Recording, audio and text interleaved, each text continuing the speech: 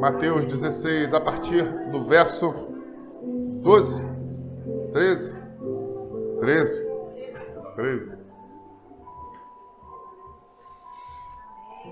Queria convidar você a se colocar de pé em nome de Jesus, em reverência à palavra de Deus. Mateus 16, a partir do 13, diz o seguinte: Indo Jesus para a região da Cesareia de Filipe, perguntou aos seus discípulos: Quem os outros dizem que é o Filho do Homem? E eles responderam: Uns dizem que é João Batista, outros dizem que é Elias, outros dizem que é Jeremias, ou mesmo um dos profetas. Ao que Jesus perguntou: E vocês, quem dizem que eu sou? E respondendo Simão Pedro disse: O Senhor é o Cristo, o Filho do Deus vivo. Então Jesus afirmou: Bem-aventurado é você, Simão Bar-Jonas, porque não foi carne e sangue que te revelaste isso a você, mas o meu Pai que está no céu. Também eu lhe digo que você é Pedro, e sobre essa pedra edificarei a minha igreja, e as portas do inferno não prevalecerão contra ela. Eu te darei a chave dos reinos dos céus, e você ligará na terra, e será ligado nos céus. E o que você desligar na terra, será desligado nos céus. Então Jesus ordenou aos seus discípulos que não dissessem a ninguém que ele era o Cristo. Podeis assentar em nome de Jesus. Sabe, a mensagem dessa noite tem por título: Quem dizem que eu sou?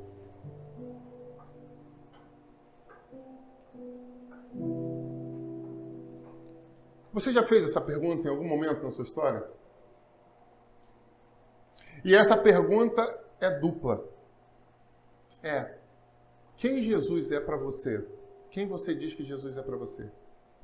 Mas essa pergunta também serve para um outro contexto, quando você olha para as pessoas que estão à sua volta e perguntam, na sociedade, quem dizem que eu sou? Você já fez essa pergunta? Não, pastor, eu não quero dizer não, porque o espírito de engano está solto por aí, e aí estão dizendo algumas coisas de mim que não são verdade, inclusive eu já vou até adiantar para o senhor, né? Falei, calma, respira, fica calmo. Eu tenho o Espírito de Deus sobre a minha vida. E eu cultivo isso dia após dia, porque tem hora que eu olho a minha natureza e falo, Jesus, tem misericórdia da minha natureza, não me abandona, porque sozinho eu não consigo. Mas é fato que nem Jesus conseguiu agradar a todos. Então eu quero te dar uma notícia. Eu não consigo entender porque você tem tentado ainda ser diferente de Jesus. Não adianta você viver uma vida, por exemplo, na internet e achar que tudo que você vai fazer só vai gerar like. Não adianta você pensar que tudo que você faz e acaba vivendo uma vida na internet vai ser somente de comentários elogiosos. Porque se você anda semelhante ao que Jesus mandou você fazer, você vai arranjar na sua caminhada muitos amigos, porém alguns também vão se chamar, talvez até, inimigos. Alguns vão amar o que você fala, faz e diz, mas isso vai contrariar um outro grupo. Deixa eu te dar uma informação que talvez você não saiba. Você sabe que nessa última década, as eleições nas América Latina, nas Américas Central e América do Sul, na maior parte dos países, as eleições foram concorridas em segundo turno e foram resultados praticamente 50-50. Vocês sabiam disso? 49-51, 48-52.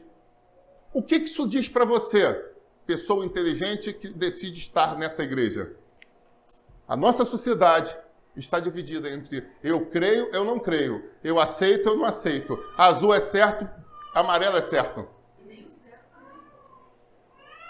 O que eu estou querendo dizer com isso? Pastor, me explica que eu me perdi. Então não se perde, não. O que eu quero dizer é que nós precisamos ter cuidado com aquilo que nós ouvimos. E mesmo aquilo que, por vezes, nós não conseguimos filtrar e acabamos ouvindo, nós precisamos ter um filtro. Porque se nós não tivermos um filtro, primeiro, escolhendo o que queremos ouvir, E segundo, aquilo que nós ouvimos, se é certo ou se é errado, se nós não adaptarmos essa capacidade, se nós não fizermos esse treinamento para as nossas vidas, nós temos a tendência de entrar em desespero. Porque em muitos momentos as informações são péssimas, são horríveis. A irmã aqui trouxe um exemplo muito clássico. Ela está esperando alguns boletins médicos e um grupo da família fez para divulgar. Quem está no hospital divulga. Só que essas pessoas divulgam somente o boletim médico? Não, ela deu testemunho aqui. Elas já dizem um boletim médico com interpretação. Olha, diante desse boletim médico, eu interpreto que não dura 3 dias. Aí no dia seguinte vai outro para o hospital, aí recebe o boletim médico. Aí o médico chega e fala que piscou o olho.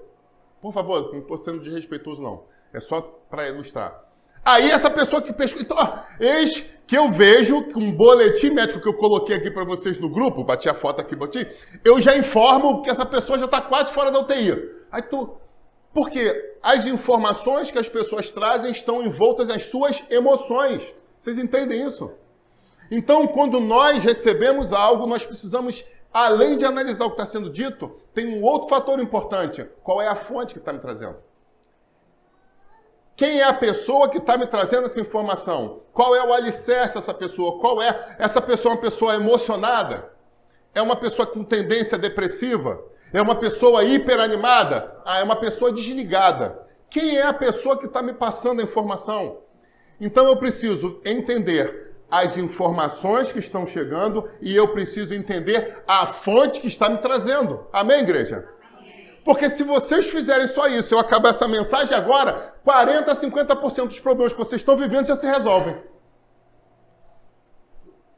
Amém ou não amém? Amém? Porque na nossa sociedade, as pessoas que nós trabalhamos, as pessoas que nós convivemos, as pessoas que nós dormimos, muitas vezes são exatamente... Pastor, você entrou na minha... Agora, escuta, estava no meu quintal lá agora conversando com... E é isso aí mesmo.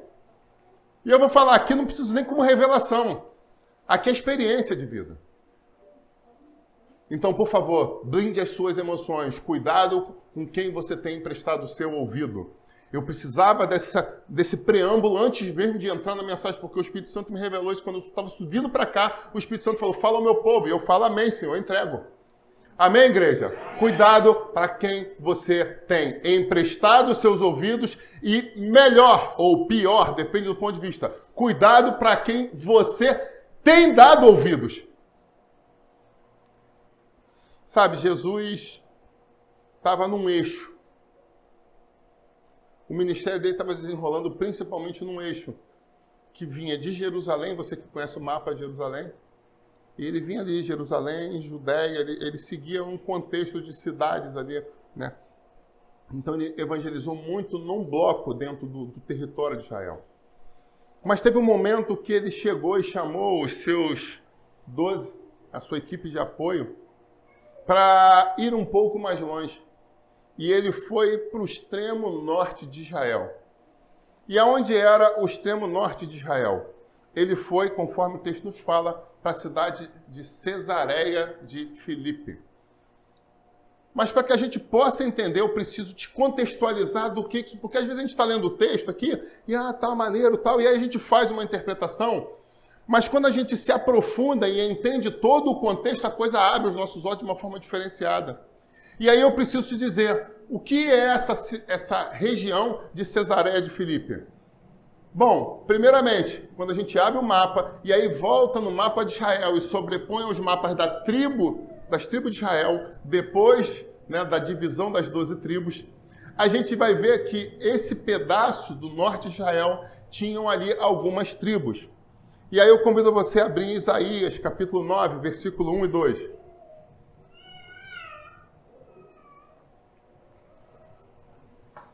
Acompanhando com você aqui. Isaías 9. Mas para a terra que estava aflita, não continuará a obscuridade. Deus, nos primeiros tempos, tornou desprezível a terra de Zebulon e a terra de Naftali.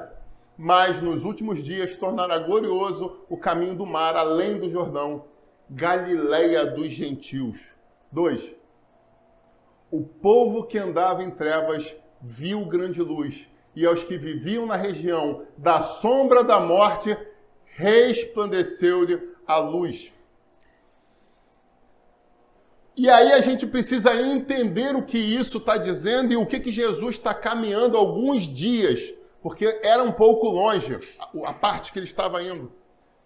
Ele estava seguindo uma caminhada, né, num ponto que os judeus, confesso a vocês, não gostavam muito de ir. Eles não gostavam de transitar por esse pedaço do território de Israel. Por quê, pergunto eu a você? Por um motivo simples. O que ele colocou no final do versículo 1? Que ali era a Galileia de quê? Dos gentios. Na grande expansão do Império Greco-Romano, e aí já expliquei isso para vocês aqui, nessa expansão do Império, os mercadores gregos formaram um cinturão de cidades de apoio para o quê? Para que houvesse rota comercial. Então, aonde que são cidades boas para a gente plantar? Para o quê? Para as caravanas poderem fazer o translado de um ponto ao outro, porém com pontos de apoio. E com isso eles criaram a Decápolis, que era um cinturão de quantas cidades? Pessoal que está estudando para o Enem. Pessoal, que a gente aproveita e estuda para o Enem, aqui a gente já vai no outro nível. Pô, pastor vai ficar em casa, pastor, não precisa vir para cá que a gente estuda. Tem questão de matemática, vem com interpretação, português. Amém? Então, eles montam esse cinturão de apoio. E uma das cidades é exatamente aonde? Nesse território. E qual é o nome dessa cidade? Pergunto eu a você. Aí alguém falou assim, Cesareia de Filipe. Mas eu preciso te dar uma notícia. Cesareia de Filipe torna-se com esse nome depois da morte do rei Herodes, onde o império chega para fazer uma aliança, divide o território para os seus filhos. E ali exatamente passa a ser a parte de César, Cesareia, né? Um pedaço do Império Romano cedido a quem? A Filipe. Por isso, Cesareia de Filipe. Então, aquele pedaço fica sendo a Cesareia de Filipe. Amém? Estão seguindo comigo? Porém, Isaías já tinha dito algo sobre aquilo ali. Que o povo que andava onde? Em trevas. Por que Isaías estava dizendo isso? Porque aquele lugar, fundado pelos comerciantes gregos, era um lugar que estava aos pés do Monte Hermon. E qual é a característica do Monte Hermon, pastor? Um monte muito alto, um monte considerado um monte de Deus, onde o que acontecia? As nuvens tocavam, né? Fala sobre poder, relâmpagos, trovões, porque era um lugar alto. E o que acontecia naquilo ali? Aquilo se tornava uma nascente de águas. Se você pega no seu mapa, você vai ver que aonde está o Hermon é exatamente um dos nascedouros aonde? Do Rio Jordão. Então, águas que jorram desde o Hermon até chegar lá embaixo no Mar Morto. Olha que fantástico isso. Então, é um lugar vivo, um lugar próspero, porque se é uma terra desértica, onde tem água, tem prosperidade. E aí eles vão e, pum, montam uma cidade, né, uma das 10 cidades. E aí você pergunta, qual era o nome dessa cidade lá atrás, quando ela foi fundada? Vou explicar para você, porque aí você vai começar a entender um pouco mais onde eu quero chegar. O nome dessa cidade era Pânias. E por que Pânias? Pergunto eu a você. Porque os gregos tinham seu panteão. E como eu disse, jorrava a água dali. E logo isso era próspero. E então o que eles fizeram? Pegaram um pedaço da nascente, de onde brotavam águas, e fizeram o quê? Templos para os seus, o quê? Para os seus deuses. O principal templo que tinha ali, o maior de todos, estava exatamente em que lugar? Na boca da maior caverna, onde tinha o jorrar de águas. E esse templo foi dedicado a quem? Ao deus Pan. Por isso, o nome da cidade ser Pânias. Era uma cidade devotada, né? Apesar deles respeitarem o panteão, era uma cidade devotada ao deus Pan. Quando você começa a estudar sobre o deus Pan, aí as coisas vão abrindo mais ainda os teus olhos. E aí você vai entendendo o texto com mais profundidade. Qual era a característica do Deus Pan, pergunto eu a vocês? Como é que era a figura desse chamado Deus Pan? Ele era aquela figura mitológica, onde o corpo era meio homem e meio bode. Então essa figura era um chamado filho de Zeus, que era o Deus principal, numa questão de zoofilia, onde Deus teve relação com o animal e criou essa figura. Qual é o detalhe que essa figura trazia? Essa figura trazia junto a ele uma flauta, e com essa flauta ele trazia encantamento. E ele trabalhava nas florestas, eles consideravam que ele cuidava dos bosques, das florestas, do cultivo. Então, se havia muita água, automaticamente havia boas plantações, e por isso que vão e devotam a cidade exatamente a essa figura. Amém? Estamos juntos? Ok? Pois bem, continuando. Eles chegam, essa figura chega, e também traz uma outra característica. Qual é a outra característica, pergunto eu a você? Ele fazia um outro detalhe técnico. Ele fazia como é que eu vou dizer para você pensar aqui, olhando para o meu público-alvo? Ele seduzia jovens. Porque esse Deus era um Deus envolto em orgias sexuais. Onde ele pegava as jovenzinhas para serem escravas sexuais dele. E essas jovens que eram escravas sexuais tinham por que nome, pergunto eu a vocês? Eram as chamadas ninfetas. Olha como é que às vezes a gente empresta a nossa boca para o inferno, profetizando maldição sobre crianças e pessoas que estão à nossa volta. Ah, essa menina é uma verdadeira ninfetinha. Na verdade, né, por falta de conhecimento, mas vocês não vão mais falar essa besteira, amém? Isso não sai mais da boca de vocês. Na verdade, a ninfeta é justamente a escrava sexual de Pan. Olha só que profundo isso. Então, quando eles fundam a cidade, eles decretam que aquela cidade está sob que regência espiritual? Exatamente a esse Deus. E qual é o detalhe? As pessoas que viviam naquela região que a gente leu em Isaías, viviam sobre o quê? O vale da sombra da morte. Porque muitas vezes ele pegava essas mulheres e dava, entre aspas, sumiço a elas, porque elas iriam para um outro plano ficar sendo escrava deles. Então elas morriam. E as famílias, os pais, procuravam, cadê os noivos? Procuravam, cadê? Sumiu, desapareceu. Então era um lugar que, em princípio, tinha muita morte. E aí você pega e vê uma região que vivia o quê? Na beira de um grande monte, automaticamente momentos do dia tinham o quê? Muita sombra, então vivia no vale da sombra da morte. Uau! Como é que a coisa toma um contexto maior? E aí, nesse momento, eu preciso dar uma pausa na mensagem e chamar uma reflexão para todos nós. Sabe, muitas vezes nós queremos montar um negócio, muitas vezes nós queremos comprar uma casa, um apartamento, muitas vezes nós queremos trabalhar num lugar, muitas vezes queremos que nossos filhos estudem em algum lugar. Mas nós não nos apercebemos aonde está a regência daquilo que nós queremos nos envolver.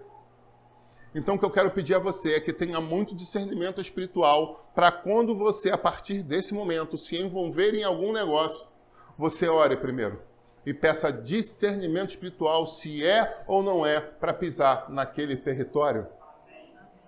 E olhe bem, eu não estou dizendo que se o lugar tiver uma regência, uma influência, uma maldição, que você não pode entrar. Falei isso? O que você precisa fazer é o seguinte: Senhor, esse é o teu plano, essa é a tua vontade, porque se esse é o teu plano, essa é a tua vontade, eu falo, eis-me aqui, envia-me a mim. Mas, em alguns momentos, os nossos olhos, que são o quê? Enganosos, brilham, e a gente olha e fala, uau, isso me parece tão bom. Isso me parece tão fantástico. Eles batizaram aquela cidade com aquele nome. Eles chamaram aquela regência espiritual sobre aquele lugar. E agora, por séculos, as pessoas que vivem ali vivem em desespero. Porque veem as coisas acontecendo de uma forma reincidente. Está entendendo isso? Alguém fala, não, mas a questão do panteão greco-romano é só uma questão, ok, eu não estou falando que essa divindade especificamente pegava as mulheres, as jovens, né, as virgens, não é isso. Mas eu estou falando que uma regência espiritual dessa magnitude possuía pessoas e dava cabo das mulheres. Isso aí, com certeza absoluta.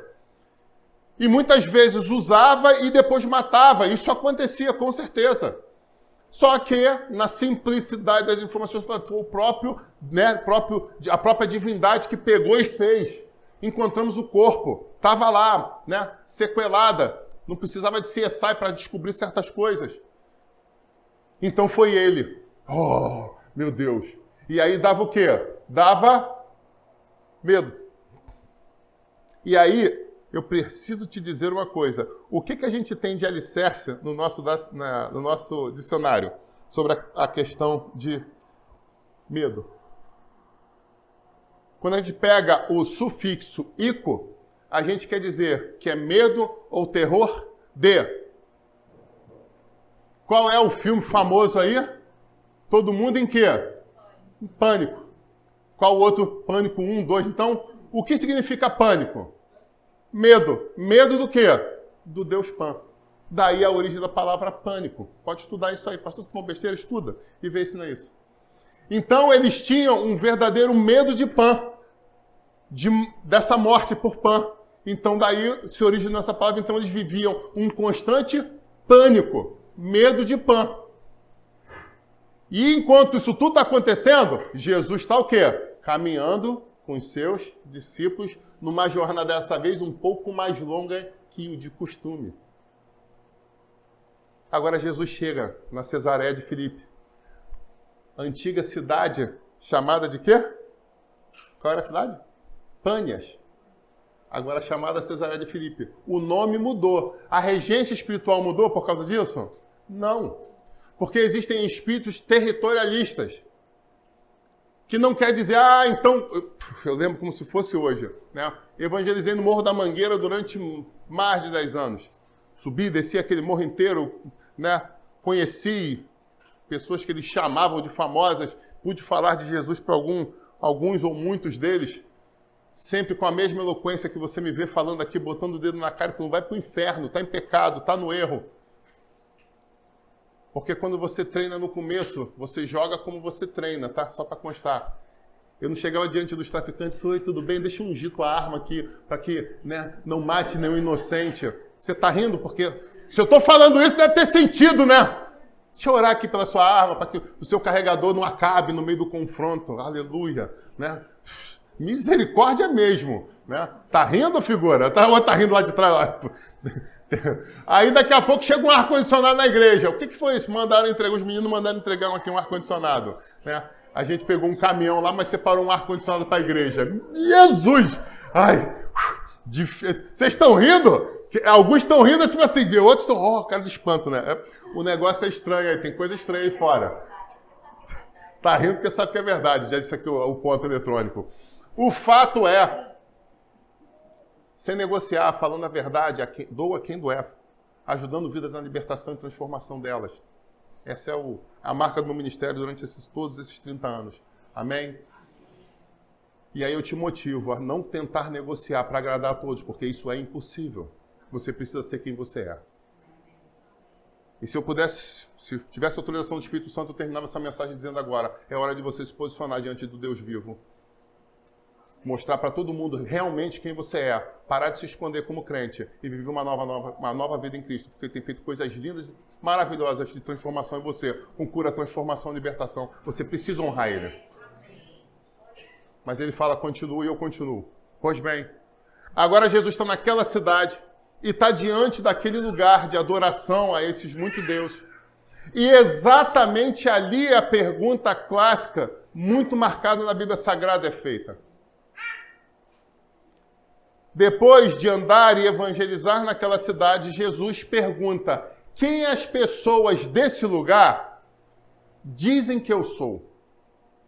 E aí os seus apóstolos começam a dizer, eles estão dizendo que você é Elias. Você tem eloquência de Elias para falar. O outro fala, você traz uma palavra de libertação, assim como Jeremias. E aí eles começam a trazer figuras. Outros falam, não, você fala com certeza como um dos profetas. As pessoas diante daquele novo de Deus que chega diante deles, eles começam a tentar encaixar ele em algum perfil. Por que as pessoas estavam falando que Jesus era Elias? Por que? Pergunto a você para pensar. Você que está na internet comigo aí também. Por que Elias? Foi o primeiro nome logo que eles dizem. Qual é a característica do ministério de Elias? Trazia palavra de juízo, atrelada ao quê? Manifestação de poder de Deus. Foi o que Jesus levou para eles. Milagre, fogo caindo, correndo mais do que cavalo de raça importado de Faraó do Egito. Caramba, que só coisa maravilhosa. Manda parar de chover, manda voltar a cair tempestade. O cara era sinistro, fazia coisa acontecer. Esse aqui está fazendo coisa acontecer igualzinho. É Elias, pô. Não tenho dúvida. E a palavra? Firme, ajustada. Para alguns dura, para outros uma promessa, para outros um alívio. Porque deixa eu te dizer uma coisa. Se você toma uma bezetacil sem estar sentindo nada, aquilo ali, meu amigo, vai ser o quê? A porta do inferno batendo nas suas nádegas, né? Porque se for no seu braço, vai ser quase amputório a dor que você vai sentir. Amém, enfermeira? Tem um pessoal da saúde aí, ó. Amém, irmãs? Aleluia. Porém, se você está com uma infecção ou inflamação, só me ajuda aqui, por favor. É infecção ou inflamação que a bezetacil entra? Tudo, cura tudo. É dor de dente. O dente tá caindo, o dente volta pro lugar. Você toma aquela bezetacil bem tomada, com aquelas enfermeiras que o plantão de 24 horas já está com 19 a 22 horas, né? O olho já está pequeno já, né? Com aquela paciência assim, vinda do céu sobre a vida delas, né? Aleluia, né? Sem considerar questões como TPM, dores e etc. E aí ela pega aquela injeção cavalar, né? Que isso aqui é injeção, isso aqui deve ser só de agulha. O líquido é só um pedacinho assim. Você já tomou bezetacil, jovem? Nunca tomou? Levanta a mão para o céu e dá glória a Deus. Seja batizado com o Espírito Santo, porque você ama bezetacil, Jesus, cara. O fato é, se você está com inflamação, infecção, dor de dente, né, cura mais que Buscopan, questão de cólica menstrual, você toma bezetacil, você é uma nova criatura. Mas a pergunta é, se você não estivesse sentindo nada de tomar bezetacil, o que aquilo é na tua vida? Um inferno. Só dor. Porque indiferente você está precisando ou não, o primeiro efeito que você vai sentir é o quê? Muita dor. Não, mas tem a mãe de uma menina aqui da igreja que tem mão de fada. Fada? Mão de fada? Acho que não, né? Mão abençoada, mão de anja.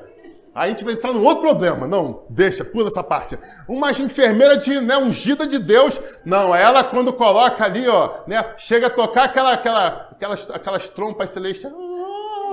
Né, a sala se preenche da glória de Deus e ela fica, não sinto nada. Não acontece. Mesmo na mão angelical dela, né?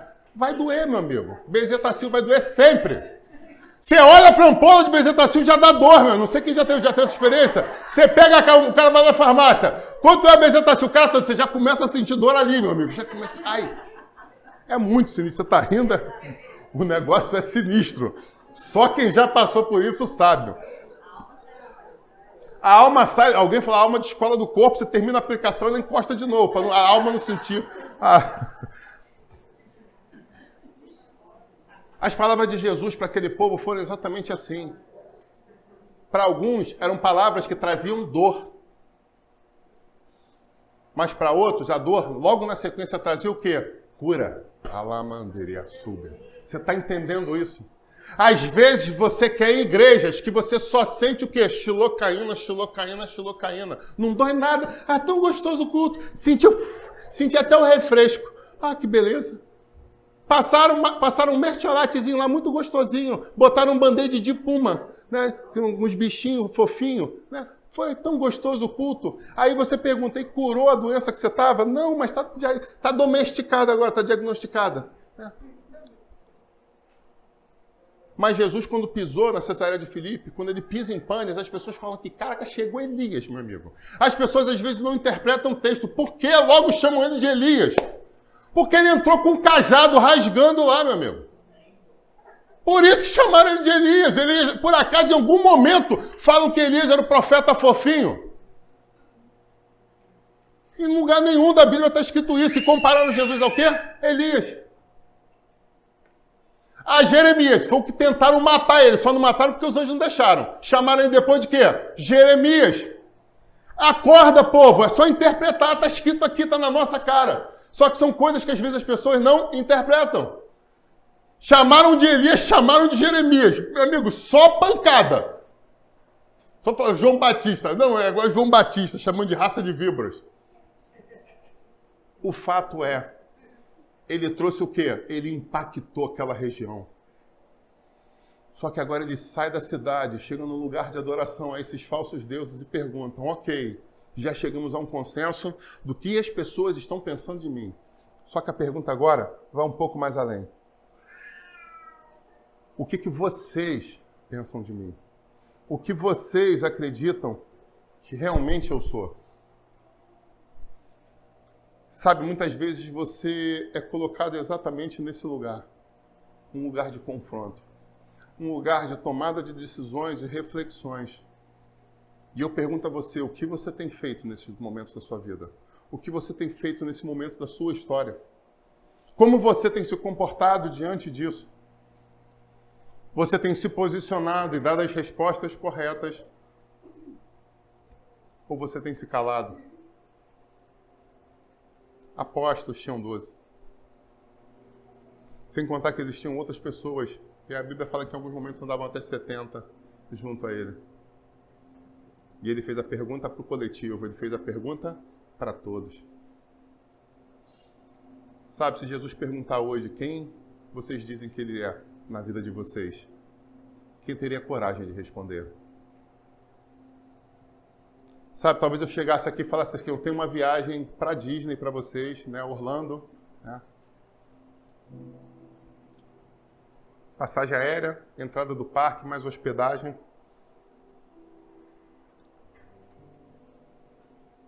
Mas só o primeiro que responder vai ganhar.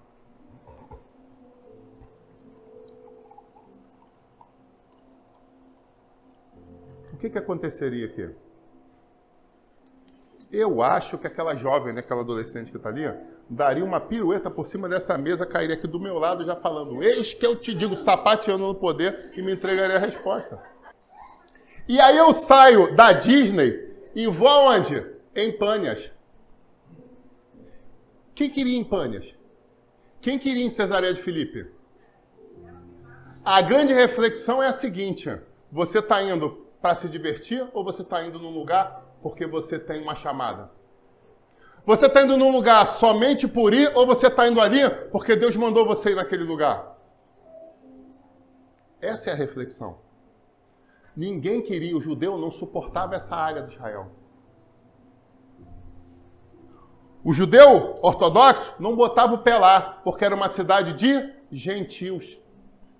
Mas aonde Jesus levou os seus apóstolos, ele levou lá. E é exatamente aonde eu chego, fazendo um paralelo à Disney. Diante do grande parque temático, do grande parque de águas, diante dos templos de adoração ao panteão greco-romano, ele pergunta, quem dizem que eu sou?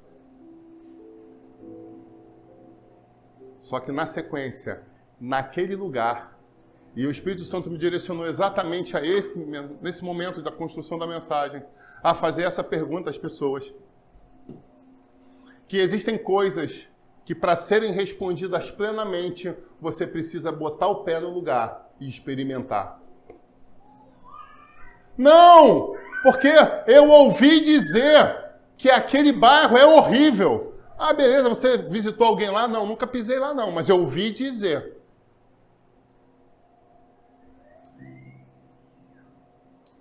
Ah, calma, você tem experiência? Não, eu não tenho, eu só ouvi dizer. E eu preciso confessar a vocês que diante de algumas informações de pessoas que são, o quê? Que são fidedignas, que são pessoas que trazem credibilidade nas suas palavras, você precisa botar o pé lá para saber se aquilo é verdade ou não? Não. Eu não preciso. Como eu não preciso botar o pé lá para saber sobre as questões de magias e encantamentos.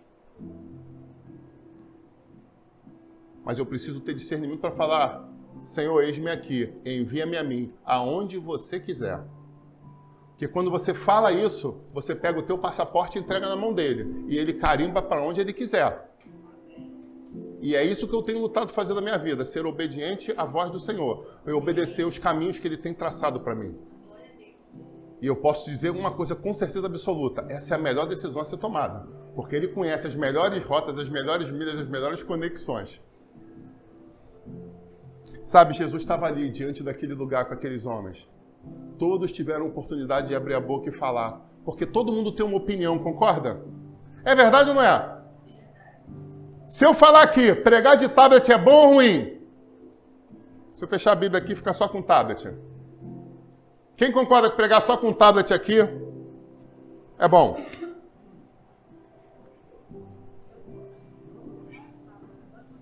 Fala o que você falou. Você gosta do papel. Fala o que você pensa. Gosta do tablet. Hã? É mais fácil, mais dinâmico. É mais dinâmico. Ok. Você acha o quê? Gosta do papel. Você acha que além de vocês três, os outros não tomaram uma decisão de imediato quando eu fechei a Bíblia? Sim, mas alguém disse. Tem gente que vai gostar da tela do computador, que aí vai ficar maior para enxergar, né? Cada um sabe do óculos que usa, ou do que não usa.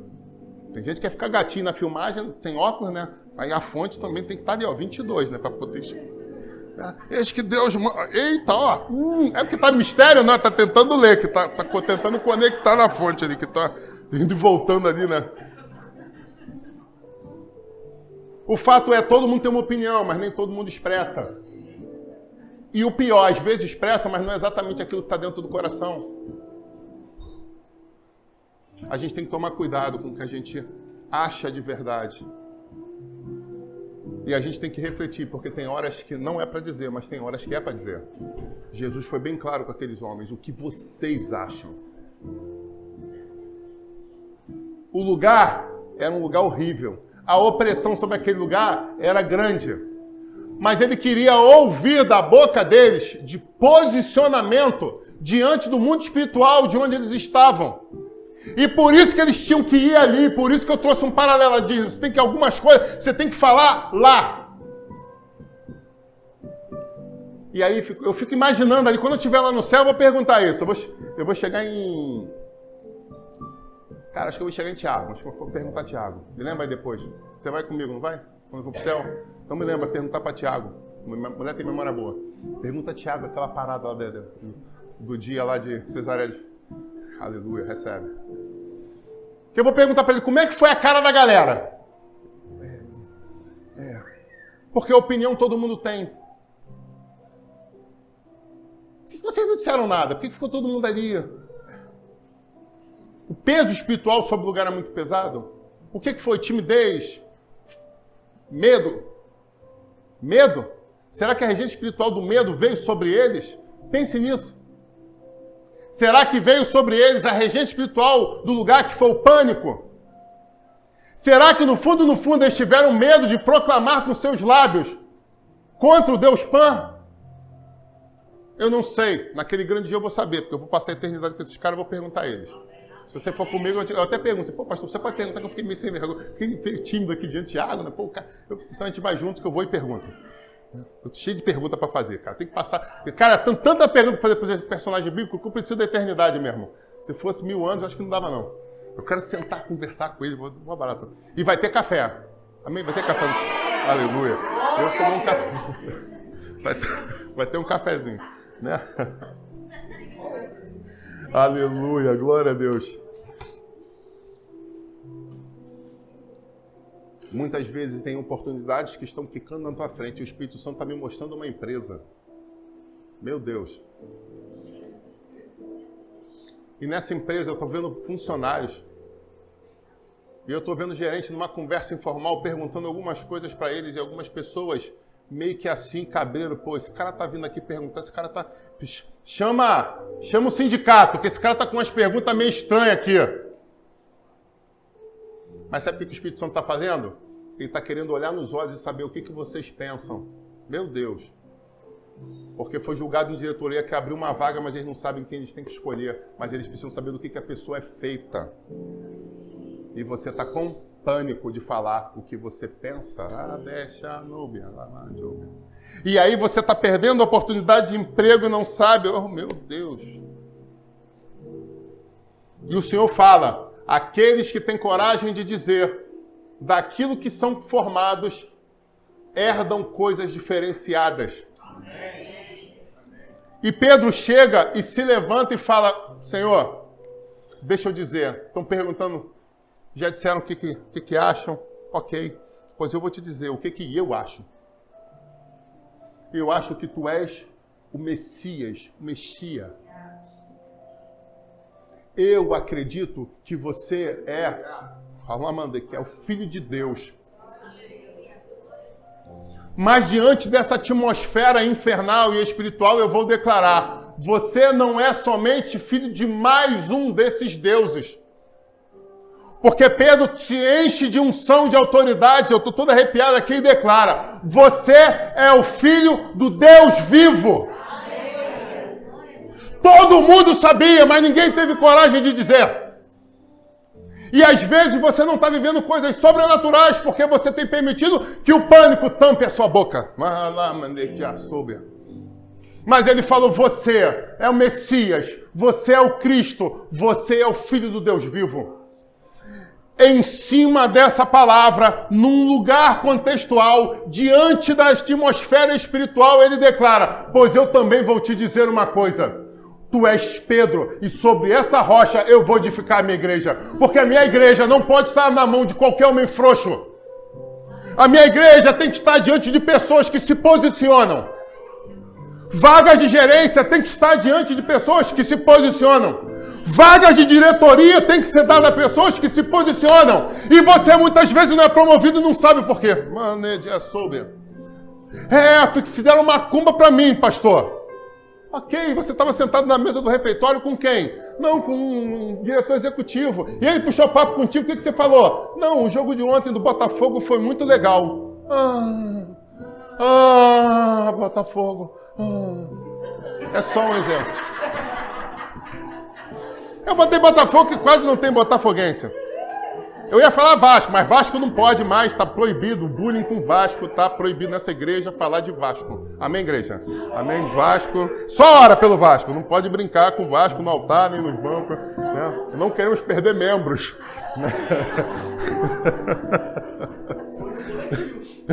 Plural, falei plural. Porque se for Botafogo, eu tenho que falar singular, né? Porque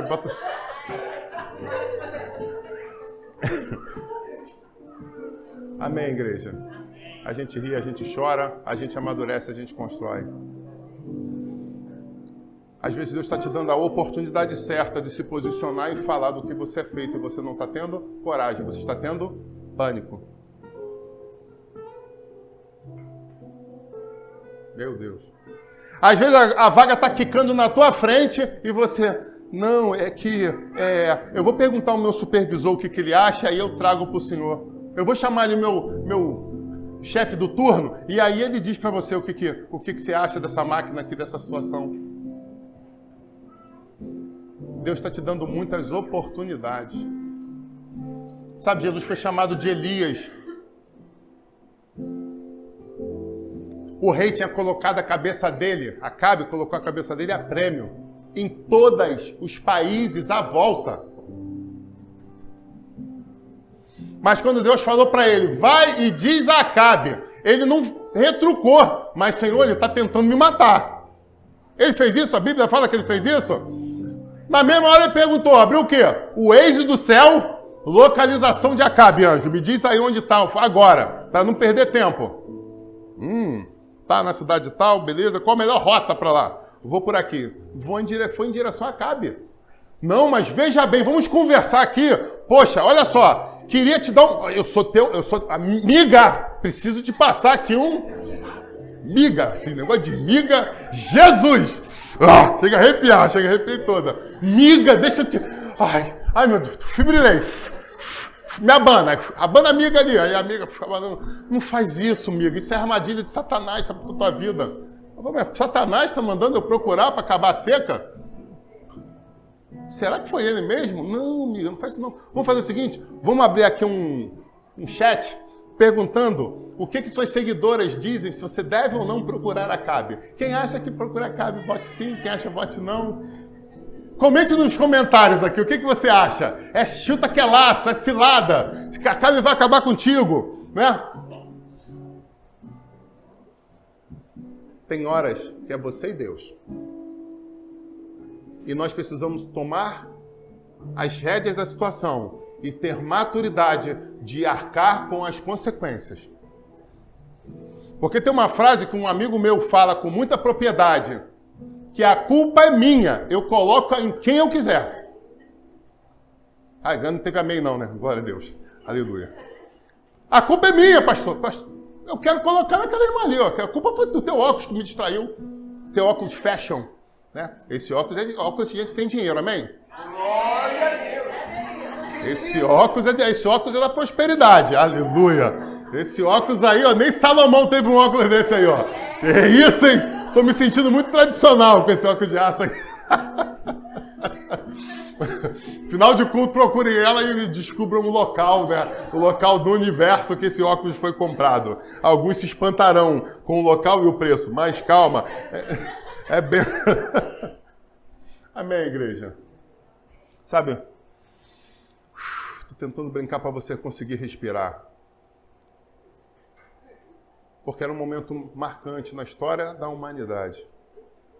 Aquele homem teve coragem de romper com Pan. Teve coragem de romper com pânico. Teve coragem de romper com medo. E ele teve coragem de dizer o que realmente ele sentia. E o Espírito Santo de Deus convida você a tomar a decisão de, primeiro, aceitar ir aonde o Senhor mandar que você vá. E segundo, diante de quem quer que seja, você se posicione como servo do Deus Altíssimo. Porque isso são chaves extraordinárias para que coisas grandes possam vir em tua direção. Não, pastor, mas se eu for ali naquela situação, naquela reunião, né? Deus sabe que se eu tomar o uísque, a porta abre. Ok, ele sabe. Ele sabe que aquela porta abre, mas você não sabe quantas se fecham. Meu Deus. E às vezes aquela diretoria está botando ali uns 21 anos, hein? Ah, mistério. Diante de você só para ver do que você é feito. Para ver se você é capaz de olhar e falar assim, cara, não quero. Não quero. Muito obrigado. Me sinto honrado. Mas eu não quero. Mas você vai fazer uma desfeita dessa? O uísque aberto é o uísque tomado. A gente não pode deixar essa garrafa no meio. A gente dividiu para 4. A tua parte tem que ser bebida. Eu quero ficar com vocês. Eu quero continuar nessa reunião. Mas eu quero ofertar minha parte para vocês. Podem ficar totalmente à vontade. Mas por quê? Porque um dia eu encontrei Jesus. Bebi muitos uísques. Talvez não tão caros quanto esse 21 anos. Tomava um simples, tomava um genérico, tomava até um do Paraguai. Mas isso já me deixava alegre. E era essa a fonte da minha alegria nas festas que eu ia. Mas de repente eu descobri algo que me deixa muito mais alegre. E de repente os diretores estão olhando e falam assim, esse é o homem que a gente precisa. Aí você fala, não, mas vai queimar meu filme, é queimação, meter uma parada aqui. Eu vou me queimar. Se queimar? De bebedores de uísque, ele tem centenas que eles podem escolher. Mas daqueles que falam não diante das ofertas, é exatamente o que eles precisam para preencher aquela vaga. Porque quem trabalha naquela vaga que está aberta, vai trabalhar com um contrato às vezes de milhões, e a corrupção é muito grande, mas eles precisam saber do que você é feito. Está entendendo esse mistério? E às vezes tem pessoas que estão perdendo oportunidades e falam que é o inimigo que está se andando, que é a inveja do vizinho, que é meu Deus do céu, está vindo aqui, ó. É a voz da ex-esposa do ex-marido que está ali. Nada disso. Muitas vezes o que está acontecendo é o seu pânico, que está impedindo você de andar. Mas eu creio em nome de Jesus que essa noite pessoas vão ser libertas nesse lugar. novas histórias vão começar. Novos destinos vão ser traçados. Novas rotas vão ser traçadas em nome de Jesus. Coisas extraordinárias estão vindo em nossa direção. Você crê nisso, meu irmão? Porque eu creio. Eu creio que Deus não faz nada por acaso. Eu creio que o nosso encontro hoje aqui foi um encontro marcado no céu. Primeira coisa que eu falei para o Cleber, eu estarei viajando, eu não sei se eu vou chegar a tempo. Se prepara. Monta tudo, deixa tudo montado. Aprove ao Senhor que eu estivesse aqui. E a primeira coisa que eu perguntei à minha esposa, acho que eu pedi para o Cleber ministrar hoje, porque eu estou cansado, e ela olhou para mim e falou assim, você recebeu uma revelação, você precisa entregar. Supera seu cansaço, sua dificuldade e vai lá e ministra. Eu sei que se o Cleber trouxesse, ele traria alguma coisa da parte de Deus para você, não tenho dúvida disso. Porque eu tenho um grupo de pessoas aqui que eu posso ficar totalmente à vontade, porque eu sei que são homens e mulheres de Deus que buscam na presença do Senhor quando sobem aqui com responsabilidade. Mas aprove ao Senhor que eu recebesse uma revelação durante a semana, porque Ele sabia quem estaria nesse culto. Ele já tinha marcado o encontro com você. E aí, no momento que você falou, eu vou trocar de roupa para ir para o culto, o que Deus faz? Toca o coração dela e fala, não passa a mensagem, não, entrega a você.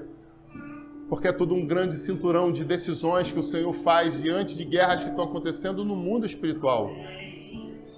E aí, no momento que você falou, eu vou, aí então faz o seguinte, você guarda essa mensagem, lança a mão dessa aqui, porque meu povo precisa ouvir a tua... Porque a tua voz vem em cima da revelação que eu já entreguei. Você está entendendo esse mistério? Então, o fato de você ter decidido estar hoje aqui foi essa mensagem que o Senhor me mandou preparar para você. Sabe, a didática de Jesus é incrível. Ele levou aqueles homens àquele lugar. E ele precisou ministrar primeiro aqueles homens. Pastor, mas não está escrito isso. Acorda. Quem esses homens dizem que eu sou? Numa conversa. Eles já tinham se manifestado para aquele povo. Está subentendido no texto. Acorda. Então ele precisou dar aquela viagem longa. Ele precisou ir lá naquele lugar que o judeu não queria botar o pé. Trouxe a palavra de vida eterna. Trouxe sua palavra de revelação. O novo de Deus sobre aquelas vidas. Sabe? Esse povo vivia em idolatria. Esse povo vivia aprisionado. Aquele povo vivia sob a regência de Zeus e do seu filho. Mas agora o novo de Deus chegou para a vida deles. Meu Deus. Você não faz parte do panteão romano. Você não adora o panteão romano. Você é o filho do Deus vivo. Eram séculos de opressão que estavam sobre aquele lugar. Mas porque Pedro teve coragem de dizer aquilo diante de toda aquela regência espiritual, ele recebeu a chave da igreja. A porta estava ali aberta. A vaga estava aberta. Jesus estava testando eles naquele lugar. Sabe, ontem eu estava numa viagem. E por sinal, eu vou botar no meu status essa semana. No status. O Espírito Santo me fez bater uma foto e falar assim, fala assim para o meu povo. Eu falei, o que foi, Senhor? Se alegra com a minha alegria? Porque chorar com os que choram é fácil. Se alegrar com os que se alegram que é difícil. Pastor, piscinão, curtindo, ali, churrasco comendo. Aí que é o maneiro. Aí eu quero ver se alegrar. Pastor de patrão lá. Só que o pastor de patrão viaja várias horas, troca roupa correndo, toma um café e vem pro púlpito. O pastor não fica em casa curtindo, cansado. É patrão, mas é servo. Meu Deus. Não, pastor, Deus, você sabe, eu estou muito cansado, tem gente capaz. Chamei eu, esforça-te e tem bom ânimo. Aí a porta abre de novo, nunca mais fui chamado. Porque eu fiz questão para a pessoa que eu estava na casa falar assim, preciso sair agora, porque hoje à noite eu tenho que ministrar a igreja.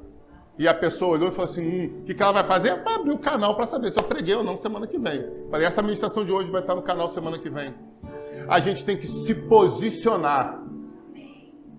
E decidir, adora a Deus ou adora Mamon? Adora a Deus ou adora Pan? Nós precisamos nos posicionar para conseguirmos viver coisas novas. E Deus tem chamado essa igreja para viver coisas novas. Nós só precisamos nos posicionar para romper em fé. Queria te convidar a se colocar de pé em nome de Jesus.